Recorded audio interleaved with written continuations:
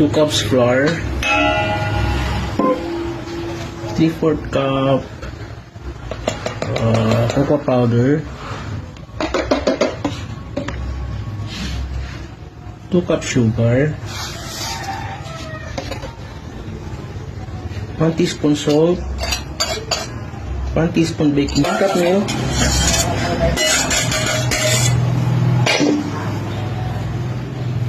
2 eggs, 1/2 cup corn oil,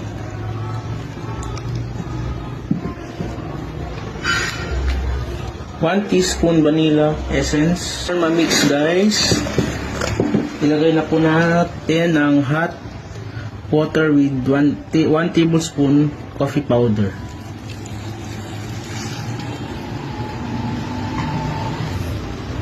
Mix lang po. Dahan-dahan lang po pag mix kasi po. Hello guys, dapat po ang texture niya dapat po runny. Medyo masabaw po dapat. Ganito po talaga dapat ang consistency ng moist chocolate runny mixture po.